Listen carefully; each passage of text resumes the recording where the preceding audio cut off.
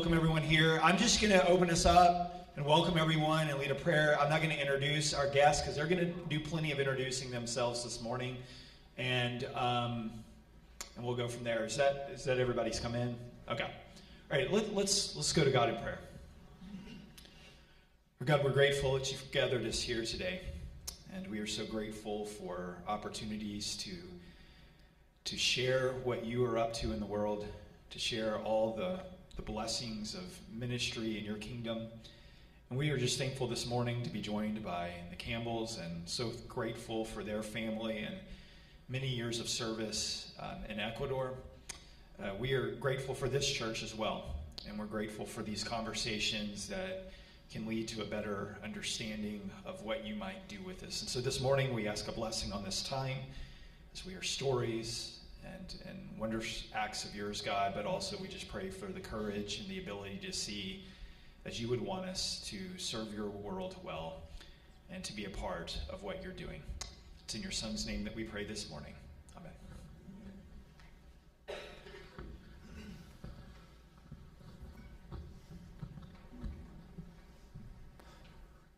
Good morning. Good morning. I don't know, we don't need to be up here, do we? That seems a little too formal. It's a blessing to be with you this morning. I'm just going to turn on my little timer here. We have 45 minutes or ish, okay? That just kind of gives us a little bit idea of when we need to stop. It is a blessing to be with you this morning. My name is Rusty Campbell, my wife Laura. We work in Ecuador, and the church has invited us to come and share about the ministry that we are a part of in Ecuador, and we're excited to share that with you.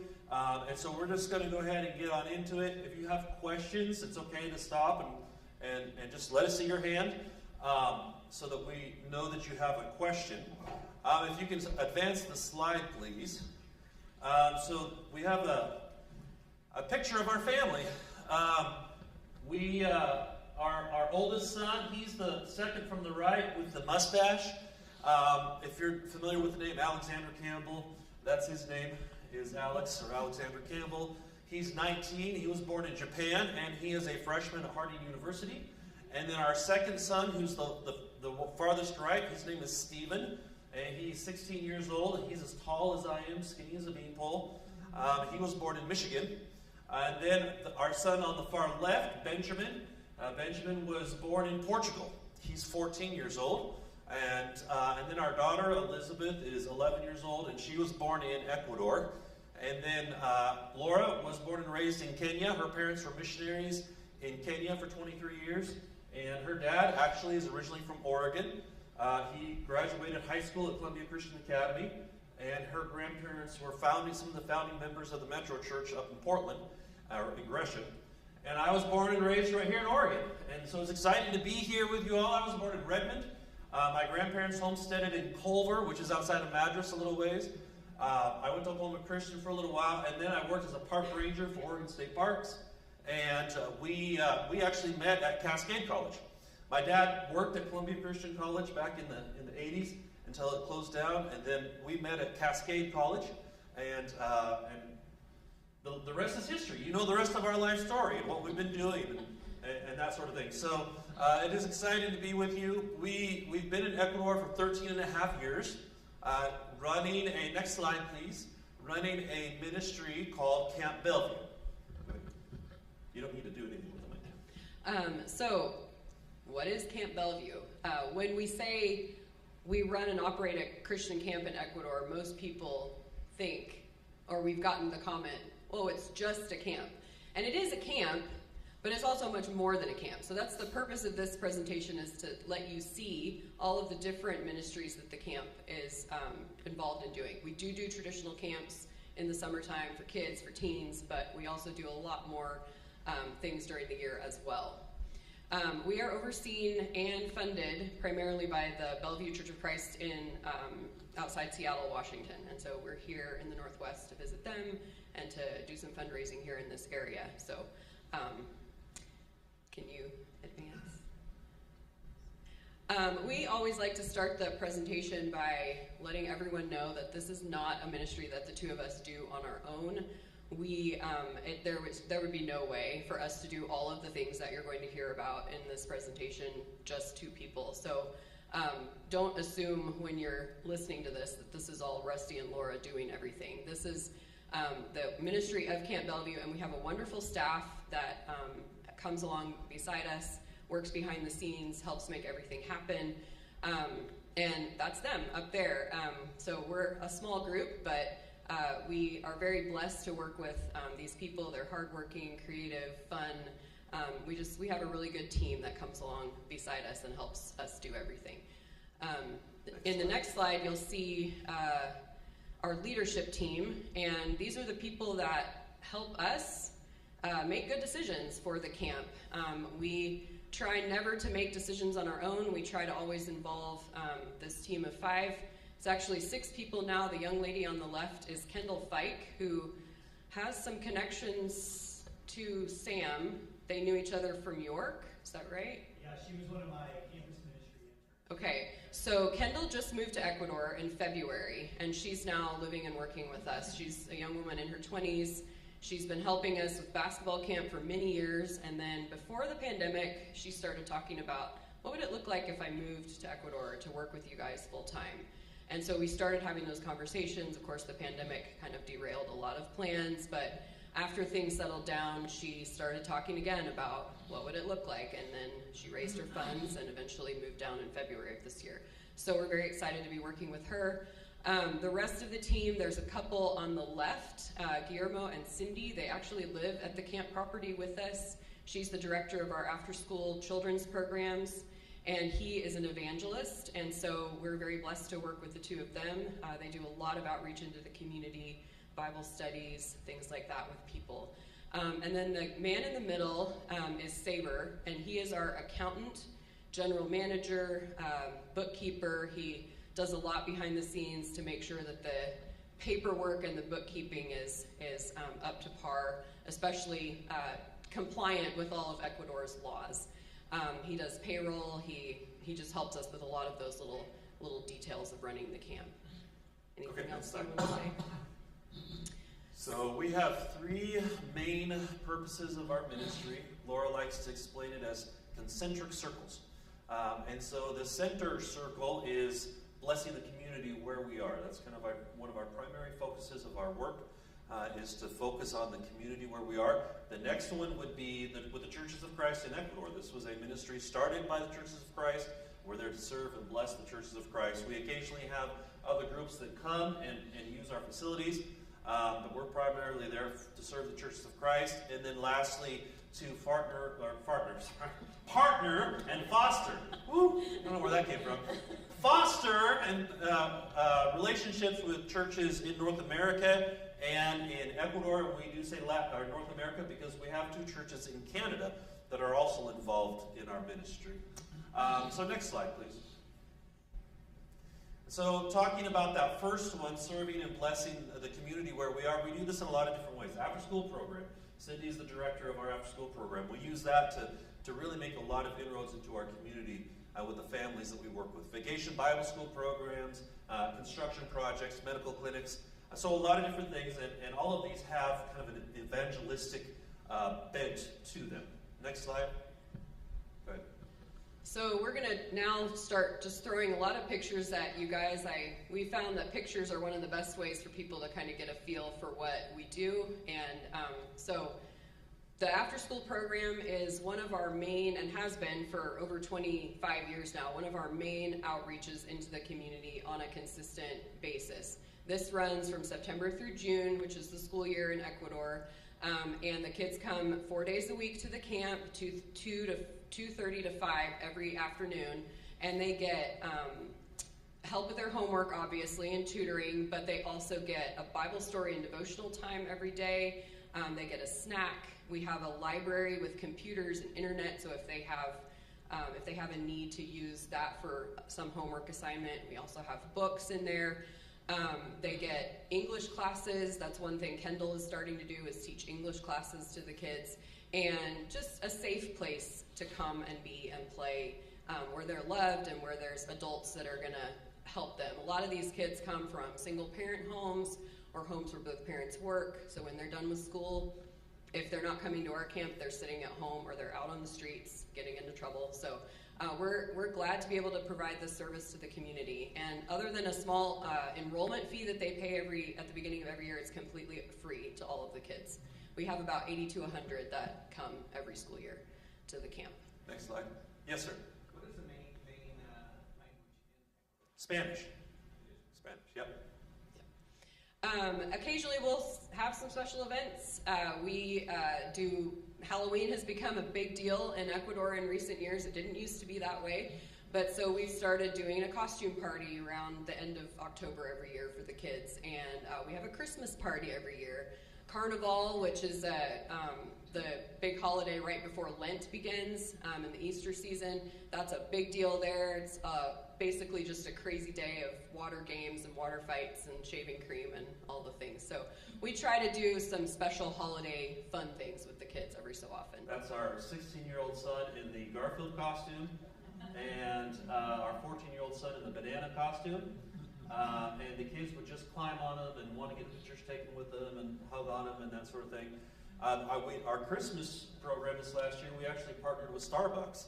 I used to work in Starbucks, or with Starbucks many years ago, and Starbucks came into Ecuador about a year ago, and they partnered with us to do their community outreach Christmas program, which was actually really cool. They just came with hot chocolate and cookies and a professional Santa, and they passed out presents, and it was great. And then, can you rent a foam cannon here, that shoots out foam? You can do that? I didn't know you could do that in the States. And so we had a big pile of foam for the kids to run through and play in. And I thought we were going to find some dead kids down there, but we didn't, thankfully, after it was all said and done. So next slide, please. So one of the things that we do with different groups that come down is we'll do home visitations. So we'll go into people's homes, usually with a food basket or that sort of thing, and visit them and try to encourage them in some way. And a lot of these are families that are connected with our after-school program. So their children attend our program. Sometimes it's a church member who just needs some encouragement. We visited one lady who was a member of the church who broke her leg and couldn't come to church and lost her job because of it. And so we went in to visit her one time. The picture on the top in the middle is actually a single mother whose daughter was coming to our after-school program. And so we visited them, and then they started attending church after that. They hadn't been going to church anywhere. And then down in the bottom there, you see the little boy in the yellow sweatshirt, and then to the left of him is a young lady in kind of a pink jacket. That's his sister. They're in our after-school program. Their uncle, who is the son of the older lady there in the bottom left corner, was killed in a carjacking incident. And he was only 16 years old, and he also attended our after-school program. And so we went in with a group of kids, teenagers from a church in Nashville, a very affluent church, going into this situation, and we encourage these young people to be prepared to minister to these families. Share something, a Bible story, a Bible passage that's meaningful to you. And of course, they were super nervous about it. But when it was all said and done, all of them shared, including the 14-year-old boys there kind of on the right. They were clueless. Nobody trains us how to do that, as adults or in seminary. And so we go in, and these kids just hit a home run. We're so proud of them. And so that's one of the things that we like to do, is get people into homes to connect and get to know people in our community. Next slide. Medical clinics. So we have doctors that will come down, medical professionals that come down. We have a friend that lives here in this area who's a nurse practitioner, and she's come down on many occasions. She actually used to attend a church in Nashville that supports us, and so that's how we know her. But she's now in this area, and she works in one of the local clinics. Her first language is Spanish, so she works with a lot of the Spanish speakers here in this community. But we'll get people involved in that. The young man in the middle bottom picture there is actually a Bible major at Harding University, and he's doing triage, taking blood pressure and that sort of thing. And so we'll get people involved. You actually see Kendall up in the top left picture, the middle of the three ladies up there. That's Kendall back there working the pharmacy. She has no pharmacy skills or training, but we really needed somebody like her. I would say she has no skills. She's very detail Pharmacy oriented. skills. I know, but I said pharmacy skills, and my next word was she's very detail oriented. Yes, she did a good job. And she did an amazing job. For someone who's not actually a pharmacist. Okay, next slide, please. Okay. All right, and then Vacation Bible School. And I hope as you're seeing these, I know there's some interest from the church here about possibly getting a group together and coming down to Ecuador. So I hope you're looking at these and thinking, oh, this is a way that our church could be involved or our young people could be involved in Ecuador. So Vacation Bible School is a great way that we do that. The teams come. Most of us here know what VBS is. It's the same in Ecuador. It's just we're doing it in Spanish. So we have Bible teaching, we have crafts, we have games, and just a good time with the kids. This was a group from Harding that was helping us do a VBS type program with the kids in our after school program during a week that they were there. And then they took the same program that they had planned and they went and visited a school in Quito and they did the program again there. So it's a great way to get people involved. This was lowering the paralytic through the roof to Jesus with his friends that lowered him down. And so that's why you see the young lady laying on the floor there, young lady with a mustache. They lowered her from a balcony, kind of like the one you have there, although I don't think it's quite so high, but they actually lowered the hammock down with her inside it to the floor. And that's why you see the mattress there in the bottom left pictures, because that was our safety. Doing some in case she fell. risk mitigation there. So. All right, next slide.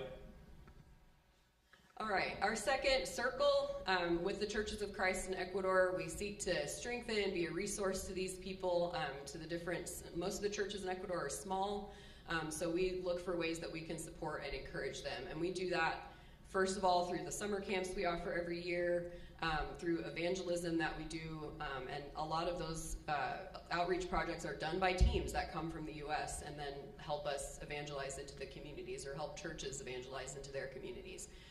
Leadership development, equipping church planting teams that go out, and encouraging and assisting newer recent church plants as we're able. Go ahead to the next slide, please. This is our church that we're a part of. It's the Tabacundo Church of Christ. They meet in a rented facility just down the hill from the camp. We attend there most Sundays. It's a small group, about 60 members. If there's food, you'll have 80 to 90 people there. Yeah, if you feed them, they come, yeah. So, but yeah, we're blessed to work with this group. The couple on the top right is Julio and Carmen. Those are Cindy's parents, and they came out to work with us a couple years ago now at the church, and we're really grateful to have an older, more experienced couple helping us. He's been in ministry for probably 50 plus years at this point. In different churches in Ecuador. So the picture on the top left is actually taken at the camp. The other three pictures are taken at where the church meets. And so, there's the picture of Laura teaching the kids there, and they were distracted by me snapping the picture and weren't listening to the teacher very well. But next slide, please.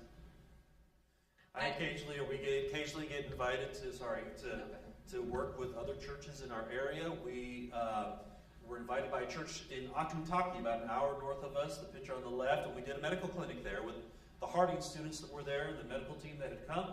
And then that Sunday they invited us to come to church, and the young men from Harding did all the worship activities, leading, singing in Spanish. Any of you can do that?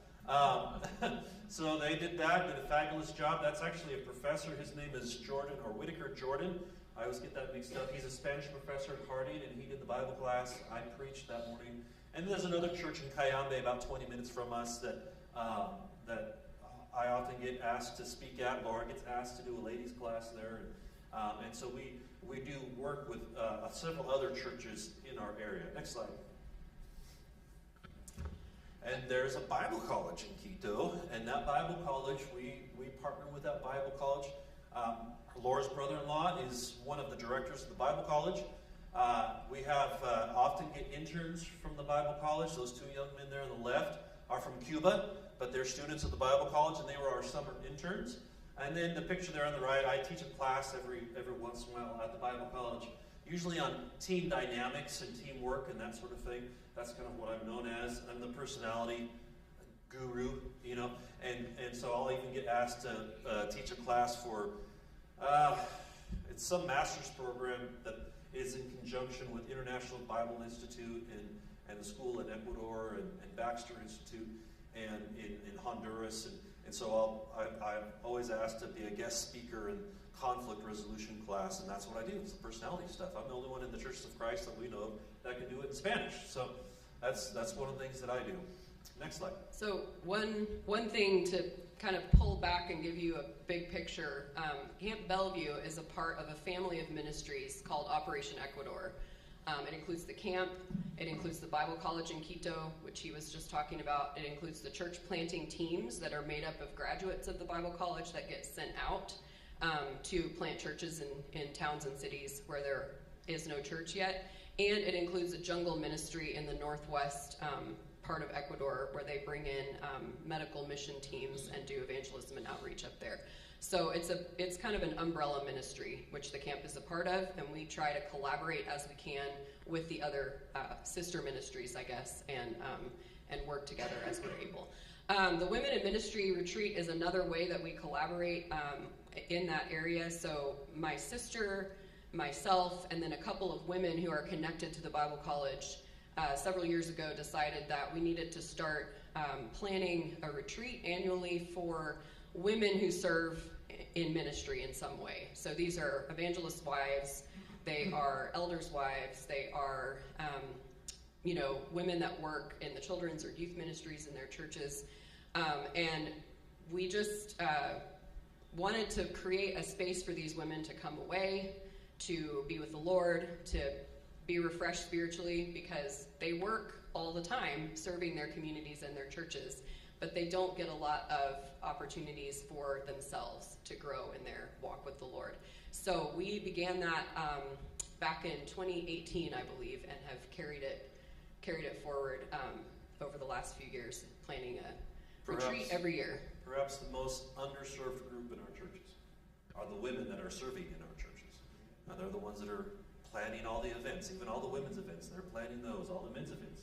They're usually helping plan those and organize those. So this is a great ministry that they've started. Next slide. Basketball camp. Basketball camp. I believe you can use just about anything to teach the gospel. So I attended a basketball camp in high school. Check Day, I think was the name of it, but it was at George Fox College in Newburgh. I played basketball in high school. I went to a basketball camp that was done by the Portland Trailblazers. Got Camper of the Week, got to go one-on-one with Terry Porter, if you remember that name. And of course, there was no contest. He creamed me. When we moved out to the camp, I thought, wouldn't it be cool if we could do Christian basketball camp? And so there was one basketball court, and there were 2 gravel volleyball courts, and we used a group many years ago to cement those in and create more basketball courts. So now we do basketball camp, and it's turned into a big success. The bottom left corner is just a picture of a couple of baptisms that we had at basketball camp this summer. And then on the top right corner, the black man there, he was a professional basketball player for the Ecuadorian national team. He's about that much taller than me, and his muscles are proportioned in different areas than mine are. But he is probably the biggest name in Ecuadorian basketball. And our co-worker Guillermo got to be friends with him over the years, and he doesn't live too far away from us. And Guillermo started inviting him to come help with basketball camp. And then here a few years ago, we had 9 baptisms in basketball camp, including this man who's now a brother in Christ. Amen. So it's great to literally have him part of as our team. Next slide. What's his name? Yes. What's his name? Vicente Diaz. And he's, like I said, he's probably one of the biggest names, if not the biggest name in Ecuadorian basketball. Yeah. Go ahead. This past year, we offered 2 day camps during the same week. It was the first time we tried that. And we had 2 U.S. teams coming the same week, and so that's what we decided to do. There was a group from a church in Texas that did an LST type camp, English conversation practice for teenagers. And then we had another group from a different church in Texas that offered a camp for kids, younger than 12 and under, that same week. kind of like a glorified VBS. We did VBS in the morning, we did sports and art and other activities in the afternoon. Day camps are a great way for us to serve our community, because the kids in our community can't, even though we try to keep our costs as low as possible, they can't even afford $45, $55 to attend to spend the night camp. But this camp, because it's during the day and all we're doing is feeding them lunch for 4 or 5 days, they can afford that. And so it's a great way for us to offer that camp experience to the more under-resourced kids in our immediate community. So we did that and had a lot of success with it this year. So go ahead to the next slide. Yeah, that's a lot of people. 200, probably about 230. The camp itself this year was 207 people, and this is planned and organized by a church in Fort Walton Beach, Florida. They've been coming for 25 plus years now to our camp and doing this camp every year. They do a great job, plan a great camp. And they always have a lot of baptisms. I think this year they had 17 all throughout the week, and then 2 more over the weekend. So we're grateful to work with them, partner with them in this ministry. And basically what we do that week is logistical, behind-the-scenes support. They do all the programming, they do all the teaching.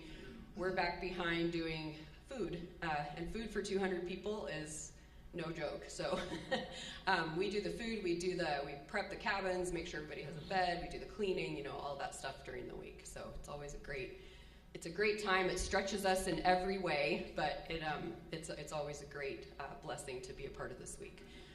In the next slide, you will see pictures of our kids camp. This is for the younger than 12, 8 to 12-year-olds. And we started this in 2015, I believe. This year was our 8th camp. We had to take a couple of years off during the pandemic. And we had a dinosaur theme. It was great fun. We had a youth group from the Newburgh Church of Christ came down and was with us that week. It was our first time to have an American team during kids camp. And a team from Oregon. And also a team from Oregon. They were our first team from Oregon, which Rusty was very excited about. But I was a little bit nervous about how I was going to incorporate this group of teens. Most of them didn't speak Spanish into the week, but now looking back, I told Rusty, I don't know how I would have made it through that week without those kids. They were great helps, and everything we asked them to do, they did, and they had great attitudes, and it was just a really fun time to have them be a part of all that. So, yeah, kids camp. That picture on the top right, remember the game Hungry Hungry Hippo? That's Hungry Hungry Dinosaur. So they're playing Hungry Hungry Dinosaur. And then you can see that Yaku down there riding a purple dinosaur in the bottom left corner. In Ecuador, all the kids in the Churches of Christ don't know me as Rusty. They know me as Oxidado.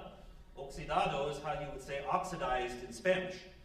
And so all the kids know me as Oxidado. And Oxidado is very special and very unique. He does all the stupid, silly stuff at the campfire and reiterating, is that a word? Reiterating the lessons that were taught in Bible camp that day. Oxidado has done some really stupid stuff over the years. So this time he's riding a purple dinosaur, which was hilarious, actually. So, next slide. We mentioned that we're part of a family of ministries called Operation Ecuador. In 2024, we had a big celebration meeting celebrating 35 years of OE in Ecuador. This summit is usually held at a church in the U.S., and it rotates around to different churches that are part of supporting one of the different Operation Ecuador ministries. But last year, because it was a special year celebrating 35 years, we decided to have it in Ecuador. And the camp played a big part. They decided to have their culto unido, their united worship service at the camp because there was a lot of drama around the location, but the place we thought we were going to have it fell through. So they ended up at the camp and invited churches from all across the country. I think we had the most people we've ever had on campus in one day, and it was nearly 1,400 people. It was a beautiful day. We've been all of us, I'm sure, have been part of area-wide services and things that we do with other churches. And so to us, that's, it is, we're used to that. But for some of our Ecuadorian brothers and sisters, it was the first time they've been together with that many other brothers and sisters in one place, singing together, worshiping together. And so they thought it was such a special time, and they're already asking if we can do it again. So that picture there on the bottom left, they were burying a time capsule there to open up in 15 years. And we didn't actually feed all those people. We catered that meal out. So, yes. The next slide, please. And we've been talking about food. This is our kitchen staff, hard at work, feeding people. I told Rusty last year, I was like, I feel like my ministry is basically feeding people. I feed people in our home, but I also feed people at the camp. But I tell my staff, you know, it's really hard for kids to learn about God if their stomach's growling and empty. So you feed the body, and you pray that their spirit is also being nourished, and their hearts are drawn closer to Jesus through the week. It's all part of the same process. But I have a great team. I don't do it all myself, for sure, but we work together and have a lot of fun. So, next slide. All right, finally, we only have a few minutes left, but we'll talk about how we partner with churches and Christians in the U.S. and beyond. We do that through all of the ways that you've seen already, hosting short-term groups, serving the community through those projects that we do through the short-term groups. We love to be able to encourage healthy relationships between the different church planting teams and their U.S. sponsors when we're able to do that, missionary training and missionary care. So we'll see a few pictures of all of this Next now. slide, please. So these are just some of the mission teams that we were blessed to have at the camp this last year. Teams from Harding, a couple churches in Texas. The one down on the left corner is the church from Newburgh, the youth group from Newburgh, Oregon. So there may be some people in there that you know. And there's even a couple of Canadians in that picture in the middle, eh? So Next slide, please. Oh, go back one more. Back up one. There we go. I'm not sure if anyone here is familiar with the AIM program out of Lubbock, Adventures in Missions. There's a sister program called AME in Brazil, and they do the same thing. They take kids, Latino kids, and you know, they go to classes for a year, and then they go do a mission project for a year.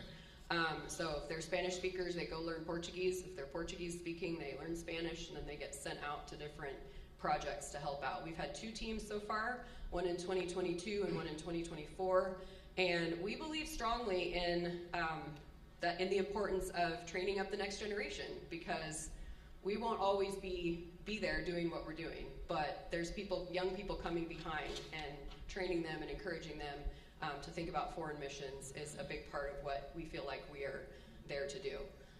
4 of those people are Brazilian. One of them is Ecuadorian, one of them is from Peru. And as Laura said, we believe this is part of our ministry, is helping bring up the next generation. So we are always looking for interns. If you know somebody that might be interested in coming and working with us, we have the picture of the young man that was taking the blood pressure from Harding. He's actually going to intern for us this summer. And then we were talking to a family in Missouri just last Sunday. They want to send their daughter down and to work with us for a year, kind of a gap year type program. So we're interested in talking to people about those types of things if you know somebody that might be interested in that. Next slide. This is just pictures of our kids. We love involving our children in the ministry that we do, and they've all found different ways to get involved through the years. But it's really fun as they get older to see them kind of taking on some of those helping roles in our ministry as we. Alex helped to plan and organize a street basketball tournament, a street ball tournament, and it was an outreach opportunity also. Then our 16-year-old son, the poor guy, we didn't realize that he was asked to preach one day when the teenagers or the youth were leading worship service. And we showed up, and somebody said, "Are you ready?" And ready for what? Well, he was supposed to give the lesson that morning, and we had missed the memo, and he had missed the memo, and so I told him, I said, "You don't have to do this if you don't want to. That's not fair." But I did have a sermon in my Bible that her dad had preached when he visited a few months prior, and I said, "I have this, Stephen. If you would like to preach this, you're welcome to." And the young man stepped up and he did it. And he did it in Spanish, translating the sermon on the spot. never having read it, and did an amazing job. And I was standing behind him just offering a little help with the vocab, if he stumbled on some of the vocabulary words, but his grammar in Spanish is better than mine. He did a fabulous job. Very proud of him for doing that. And this is our super introverted child. And he was the one willing to get up and do that. And then our one of our two extroverts there with all the hula hoops, you can imagine, he's the goofball. He was helping Laura with kids camp one year, and he just loves having fun. And you can't really see it in this picture. You see all the hula hoops? He's got probably that many bracelets on his wrist also. And then our daughter Elizabeth, she's our Ecuadorian child. She loves to come down and help in the kitchen sometimes. And she also enjoys chicken feet soup. You ever had chicken feet soup? And so the rest of us, if we ever have chicken feet in our soup, we just pass them all off to her, and she eats them up, loves it. So next slide, please. So these are the churches that currently partner with us. You can see some on the left that specifically fund our family. The ones on the right fund the camp. There are some that do both, like the Shawnee Trail Church in Texas actually sends money for both our family and the camp. And we have several individuals that send a little bit of money. We've got some friends in Prineville, Oregon, that send about $35 a month. You know, we have a couple of folks in the Portland area that send a little bit of money. So, so we're looking forward to making this a longer list, if you will. So, next slide. Lord willing. We have several funding opportunities, and this is, one of the biggest reasons why we've come to share this work with you, is because we are needing some financial help. Our family is looking for a little extra help, about $500 to $1,000 a month. The camp needs a couple $1,000s extra a month. One of the things we don't have is property insurance. That's kind of the big thing. Imagine losing this building. You have insurance to cover that disaster if you have one. We don't have that. And we were looking into that before the pandemic, had money in the budget for it, and then the pandemic hit and that money just went away. We started a baseball field. If you can use basketball to teach the gospel, why not baseball? And we started that, and then again, the pandemic hit, and all the money dried up, and it's just about a third of the way done with a bunch of trees growing in it now. And so you can see there's several other things on the list there. We need to redo the playground that we have on the property. The wood is starting to rot, and we don't want the beams to fall on children's heads. Sean Jones and Kyle Williams out of Newburgh, they actually are like professionals in assessing the risk and safety factors on playgrounds, and they were not very happy with the state of our playground.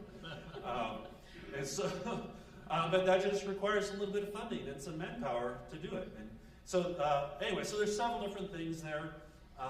Next slide, please.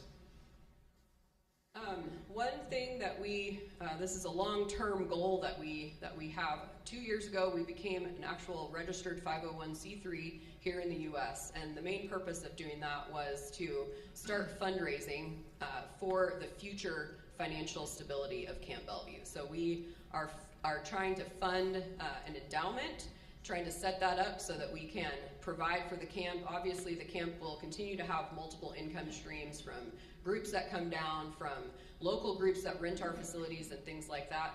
But this would allow the camp a little bit of financial stability that's not dependent on one U.S. congregation. So if the Bellevue Church ever decides that they need to, get out of funding or back off their funding, then the camp would continue to function without too much upset. So we are currently funding that. There's a couple in Florida and at the Fort Walton Beach Church that is spearheading that fundraising process. Their names are Ricardo and Deanna. They're the same ones that plan and organize the big youth camp. And they are both retired, newly retired now, traveling around, meeting with churches, talking with people, churches and individuals about what that would look like to be a part of funding that. So that is a kind of future goal for the camp that we have. Can you go to the next slide? Is that the end? Yeah, that's the last one. So there is our U.S. phone number, our email. If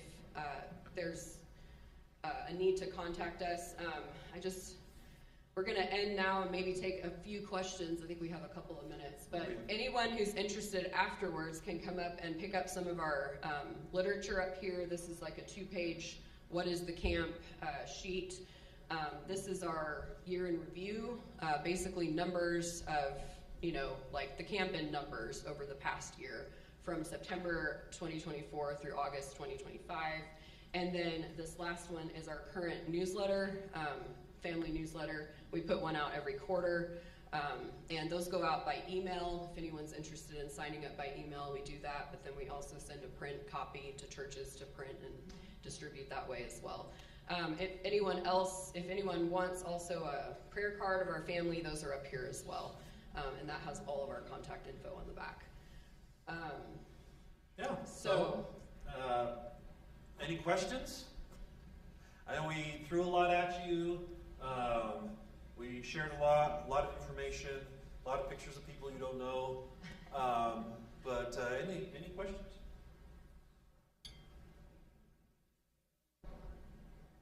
So we answered them all. Yeah. And if some of you were in the Zoom call that we did a while back, so you heard a lot of the similar type of stuff. Yes, sir. So, if you look at going to Ecuador or living there, what's the community life like? The reason I'm asking is, all we hear about is violence. Yeah. All we hear about is uprising, in that area. So in your area, what is it like in your community for the church to exist and do the things you're doing? What are some of the... That's a good question. Thank you. Can you put that slide back up, Sam, that was there? The last one of the mountain. So we are actually kind of a little sheltered where we are, in that we're in more of a rural setting. And recently there was some unrest and some violence. The government removed its subsidy on diesel. What does that mean? That means that the price of diesel jumped from $1.75 a gallon to $2.75 a gallon overnight. And the locals got upset, because it affects the working poor, is what it does. It affects the poorest folks in the country, which is the largest population of folks. And so what they have learned over the years is it's a very powerful group. I want the last slide in the presentation, if you can get it. The one with the mountain. It upsets these folks, and they've learned over the years that they have enough power once they unite to basically shut the country down.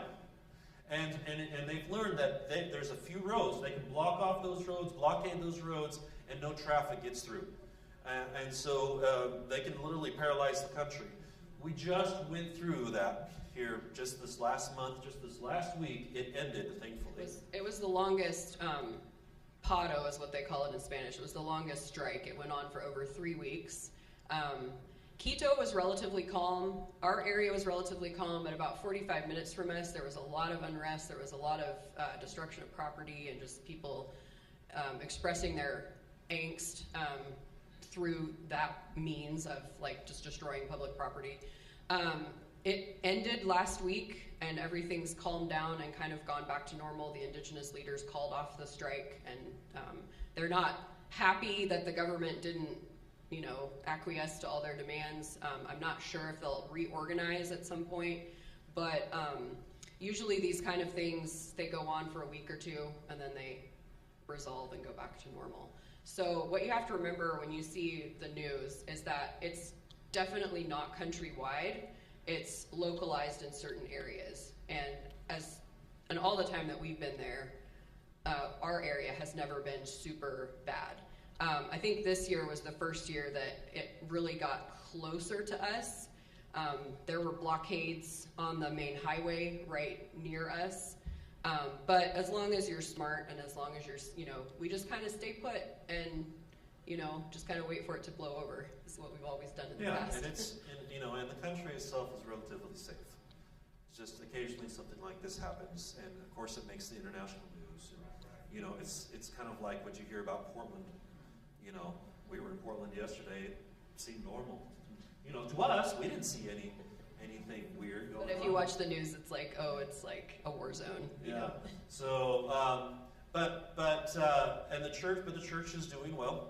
It has to walk the fine line of how much do they get involved with that, how much do they don't, just like here. How much do we get involved with politics? But most of the church members, with the exception of, the infrastructure getting paralyzed and food stuff is not getting through, people aren't working, that's how it impacts the church. But usually the churches rise up and make sure that people have enough food to make it through. When our church, and Guillermo especially that works with us, he's always out there delivering food to people. There was one instance here a few years ago where there was a paro, and right across the right across the road from us is a dairy farm, and they couldn't get their milk to market, and so the milk was going to go bad. So they called us up and said, hey, you know anybody that could use the milk? And so Guillermo started driving around delivering milk to people in the community and in the church to, at least somebody could benefit from this milk. So, any other questions? Yes? You showed a lot of examples of some short-term mission trips that have been done. Do you have like one or two that you feel like this is a great thing that groups have done and we could use more of it, or like an empty space that like we haven't had that you were like, I wish we could have something like this too? He's the idea guy.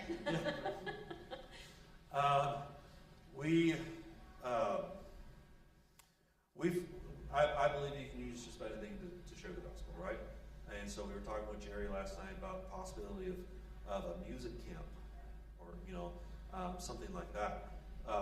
We've done art. Well, we haven't done art camp, but we almost had somebody come down to help us do art camp one time. We did choir camp one time. We had an ornithologist. You know what an ornithologist is? A bird doctor. Not a medical doctor, but a smart person that teaches about biology and birds and stuff. He came down, and I said, let's do bird camp. So we did bird camp. And you had 60 kids out there swinging hammers and making birdhouses and stuff like that. But if God is mindful of the sparrows, He's mindful of us, right? And we can use that to teach. Ecuador has more bird species than all of North America and Europe combined. And so it was a great opportunity to take advantage of somebody who had skills and was a professional in an area and put that to work. And so one of the things we like to do is try to find ways to put your skills and talents and passions to work, because God has gifted you with those things, and He expects you to use those for His glory. So let's see if we can find out a way to do that. Youth groups specifically have a lot of success with vacation Bible school type programs, with sports clinics, with carnival type, little games you play at a carnival, organizing those kinds of activities for the camp, for the kids in the community.